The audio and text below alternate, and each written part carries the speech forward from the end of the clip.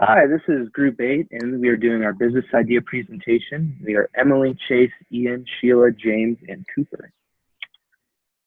We all came together with our ideas doing a video meet, and we all talked about our ideas and kind of narrowed them down to the ones that multiple people liked. And then we looked at those ideas and we looked at like the pain point, like what the idea came from, what the opportunity was with this idea, like what we could take it, where we could take it, and like how feasible it was for us, how easy it would be, or if it was a good idea or not. This is the airport nap pods idea. A pain point that I've faced, and I think many other people have faced, is it's hard to sleep in airports if you're there overnight or just there for a long layover. It's very inconvenient to find a good place to rest. So a solution would be to place large pods that lock down, that you can pay by the hour or by the minute, around the airport, that you could just rent out to sleep in. To make sure your bags aren't going to get stolen, the nap pods would have a place underneath you could put your luggage or your carry-on or whatnot. And then in between each use, it would be sanitized to prevent the spread of any kind of diseases. They'd also be climate controlled, so if you're a cold sleeper and you want it warm or whatnot. That concludes the airport nap pods idea. This is the quiet blender idea. So this product addresses a common problem with many blenders, which is the noise. I found that a lot of the blender owners that I know, as well as their roommates, have complained about the appliance being too loud. Personally, I would enjoy a smoothie in the morning, but can't stand the noise at an early hour. The quiet blender is a sleeve made of translucent sound-absorbing material that will reduce the loudness of the blender while allowing the user to still keep an eye on the contents. It will come in multiple sizes to cater to most well-known brands, and that is the quiet blender. Next idea is for a boat hauling service. So the problem is, like, a lot of people in Utah own these boats and they trailer them all around. And there's a lot of people who don't have the ability or skills to actually tow that boat. And so the solution for that is to have a warehouse that you could house these people's boats, and then upon request, take them to the destination of their choice, obviously within reason. So like we would have drivers meet them at the Jordanelle or Utah Lake or wherever they want to go.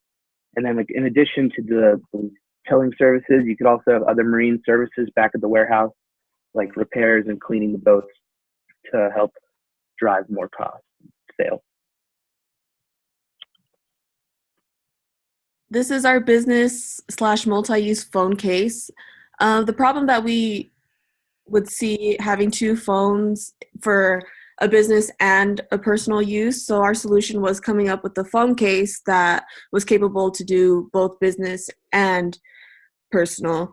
The phone case will be connected through a magnetic plate that will be placed on either your iPhone, Android, or whatever phone applicable. And since it's just so frustrating to use two phones, it'll just be more convenient to use one, and you can easily switch back and forth between business and personal use. And that's our multi-use phone case. This idea is to help entrepreneurial kids start their own businesses.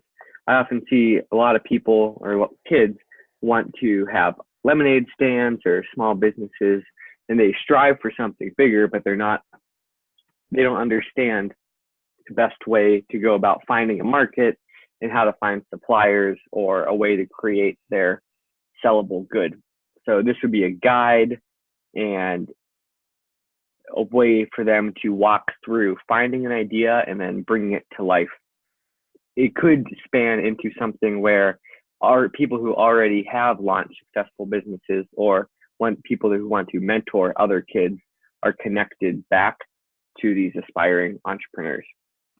That concludes the Entrepreneurial Kids Guidebook. Okay, so we learned a lot of things going through this process. Some of the key takeaways that we had. First of all, as we were coming up with our ideas, most of our ideas came from problems that we had personally faced every day. So that's a big source of entrepreneurial ideas. Some of them were big ideas that could probably apply to a lot of people. Some of them were very specific to us. But that was a big, I guess, source for our ideas. The next thing as we're going through this and bouncing ideas off each other is thinking of how big is that audience? Who is going to want this product or service? And is it really kind of like a one-off thing that we're just experiencing, or are there other people that are in a similar situation that would be willing to pay for this product or service? The next one was the feasibility of the idea. So some of our ideas were pretty ambitious, and coming up with the technology or the resources to figure out how to make them actually come to life would be pretty difficult.